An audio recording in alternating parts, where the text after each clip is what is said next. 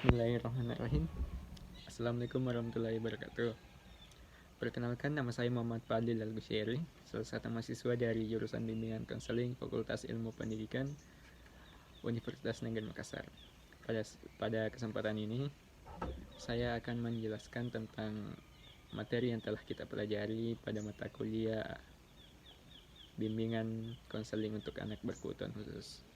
Yang pertama adalah hakikat bimbingan konseling anak berkebutuhan khusus. Berdasarkan sejarah perkembangan pandangan masyarakat mengenai anak berkebutuhan khusus, masih banyak dari masyarakat kita yang masih memandang anak berkebutuhan khusus adalah sebuah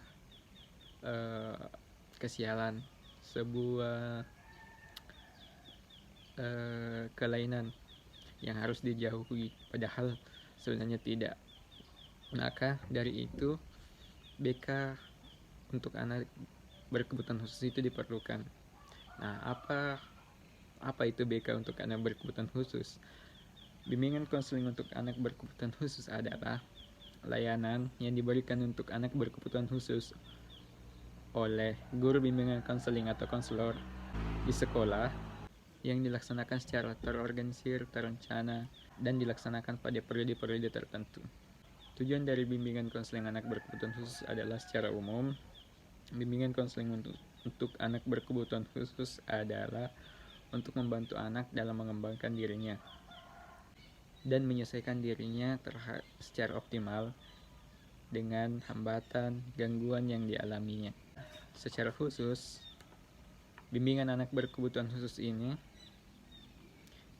bertujuan untuk membantu anak untuk mengenal dirinya dan memahami lingkungannya, serta juga bertujuan untuk mengembangkan potensi anak dan juga membantu anak itu untuk mencapai tujuan-tujuan perkembangan, baik dalam aspek karir, belajar, dan pribadi sosial. Jenis-jenis anak berkebutuhan khusus, ada banyak sebenarnya jenis-jenis anak berkebutuhan khusus. Misalnya saja tunagrahita, tunadaksa, tunarunggu, disleksia, anak gifted atau anak yang berbakat, kemudian ADHD, kemudian klasifikasi jenis anak berkebutuhan khusus. Jenis-jenis anak berkebutuhan khusus dapat diklasifikasikan menjadi beberapa bagian. Yang pertama adalah berdasarkan gangguan emosional dan sosial. Kemudian yang kedua adalah berdasarkan gangguan fisik. Kemudian selanjutnya berdasarkan gangguan perilaku. Kemudian berdasarkan gangguan komunikasi dan berdasarkan gangguan intelektual. Penyebab anak berkebutuhan khusus bisa dilihat dari terjadinya gangguan pada masa kelahiran. Yang pertama adalah pada masa prenatal atau sebelum kelahiran, yang bisa jadi di mana terjadi gangguan pada saat anak itu masih dalam kandungan. Kemudian pada masa perinatal atau biasa disebut dengan masa natal atau masa kelahiran, bisa jadi pada masa ini anak mengalami berbagai gangguan, seperti bisa jadi kelahiran yang sulit atau prematur, atau biasanya gangguan ini disebabkan karena penanganan yang salah pada saat kelahiran. Selanjutnya pada masa pasca natal atau pasca kelahiran, bisa jadi anak mengalami gangguan diakibatkan karena sebuah kecelakaan atau keracunan yang dialaminya. Permasalahan-permasalahan anak berkebutuhan khusus. Yang pertama pada aspek bidang pendidikan. Terkait dengan pendidikannya, anak berkebutuhan khusus biasanya mengalami masalah terkait dengan kesulitan dia dalam menyampaikan pendapat atau dalam berkomunikasi, kemudian dalam mencerna pelajaran. Anak berkebutuhan khusus ini biasanya juga mudah terdistraksi dan sulit mempertahankan atensi dalam pembelajarannya. Pada bidang sosial, anak berkebutuhan khusus biasanya mengalami masalah pada penerimaan diri atau hubungan pada pertemanannya. Biasanya juga ia sangat sulit untuk berbaur pada lingkungan sekitarnya. Pada bidang ini juga anak biasanya mengalami masalah tentang terkait dengan pengambilan keputusan. Pada bidang karir, anak mengalami masalah tentang perencanaan karir ke depannya yang cocok untuk dirinya.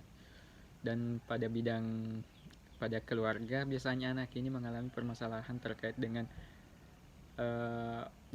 penerimaan orang tuanya.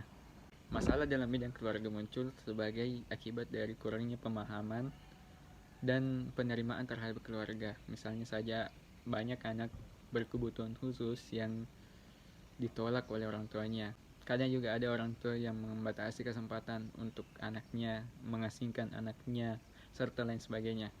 Kebutuhan anak berkebutuhan khusus. Sama seperti manusia lainnya, anak berkebutuhan khusus itu mempunyai beberapa kebutuhan. Yang pertama adalah kebutuhan psikologis. Kemudian yang kedua adalah kebutuhan untuk merasa aman. Kemudian yang ketiga adalah kebutuhan untuk merasakan cinta dan memiliki. Selanjutnya adalah kebutuhan dihargai dan kebutuhan untuk mengaktualisasikan dirinya. Pemahaman anak berkebutuhan khusus sebagai individu. Pada anak berkebutuhan khusus, dengan segala hambatan yang dialaminya, baik secara fisik maupun mental, sangat sulit bagi mereka untuk menyesuaikan dirinya terhadap lingkungannya. Kadang banyak timbul penolakan-penolakan dari lingkungannya. Disadari atau tidak, kondisi fisik dan maupun mental yang berbeda yang dialami oleh anak berkebutuhan khusus secara tidak langsung akan mempengaruhi kondisi mereka. Maka peran pendidik di sini sangat penting untuk membentuk konsep diri yang positif untuk anak berkebutuhan khusus. Dalam proses pendidikan mereka, yang harus ditambahkan adalah pendampingan, sehingga membantu mereka untuk membentuk konsep diri yang positif. Keberhasilan untuk mencapai konsep diri yang positif akan menjadi jembatan untuk mencapai kemandirian pada anak berkebutuhan khusus. Kemudian, sekolah inklusif. Apa itu sekolah inklusif? Pendidikan inklusif adalah pendidikan yang menempatkan semua siswa dalam satu kelas tanpa membeda-bedakannya, baik itu anak normal maupun anak berkebutuhan khusus. Tujuan dari pendidikan inklusi ini adalah memberikan kesempatan seluas-luasnya kepada seluruh anak untuk mendapatkan pendidikan yang sesuai dengan kebutuhannya. Kemudian, membantu percepatan program pendidikan dasar yang dilakukan oleh pemerintah, serta menciptakan sistem pendidikan yang menghargai keberagaman, kemudian tidak diskriminatif, serta ramah terhadap pembelajaran. Kendala pengimplementasian dan isu-isu yang mengikuti sekolah inklusif ini, kita harus menyadari bahwa banyak kendala yang mengikuti program sekolah inklusi ini. Yang pertama adalah kurangnya ketersediaan sarana dan prasarana sekolah, kemudian tenaga pendidik yang belum memadai dan belum kompetitif terkait pelayanan yang akan diberikan kepada anak berkebutuhan khusus nantinya, serta kurikulum yang belum merata terkait dengan pembelajaran yang akan dilakukan untuk anak berkebutuhan khusus ini.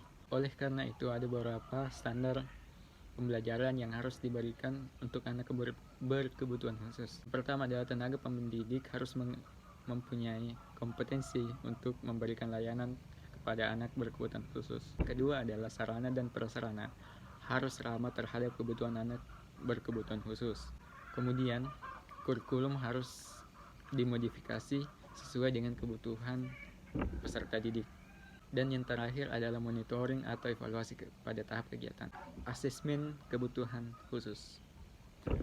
Asesmen adalah kegiatan evaluasi berupa pengumpulan informasi terkait dengan kebutuhan dan kekuatan anak berkebutuhan khusus yang akan digunakan untuk membuat program layanan secara individual. Tujuan dari pemberian asesmen ini adalah untuk mengetahui kemampuan belajar anak. Yang kedua adalah kebutuhan anak berkebutuhan khusus. Yang ketiga adalah untuk mencapai perkembangan anak, dan ketiga untuk mengetahui hambatan pembelajaran yang dialami oleh anak berkebutuhan khusus. Hal-hal yang diperlukan dalam melaksanakan asesmen ABK ini adalah yang pertama, guru BK harus menggunakan standar pengukuran versi terbaru. Selanjutnya adalah menggunakan berbagai pengukuran dan tak lupa mengikuti prosedur pengukuran dan pengadministrasian. Selanjutnya, memadukan hasil dari berbagai pengukuran terstandar. Ada berbagai teknik yang dapat digunakan dalam mengasesmen anak berkebutuhan. Yang pertama adalah penilaian acuan normatif, kemudian penilaian acuan kriteria, inventory normatif, analisis tugas, observasi, checklist dan skala ranting. Etika yang digunakan dalam proses asesmen anak berkebutuhan khusus adalah yang pertama. Yang pertama adalah seorang asesor harus memegang teguh kehormatan dan martabat profesi. Yang kedua adalah bertindak jujur, bijak, dan menghindari konflik of interest dalam pelaksanaannya. Selanjutnya mengutamakan keselamatan kesehatan dalam pelaksanaan tugas. Kemudian harus menjaga kerahasiaan, tidak diperkenankan untuk mengambil keuntungan. Kemudian tidak diperkenalkan untuk mengambil atau menerima imbalan yang diberikan. Mungkin cukup yang bisa saya sampaikan. Bila ada kekurangan dalam video ini saya mohon maaf. Sekian dan terima kasih. Wassalamualaikum warahmatullahi wabarakatuh.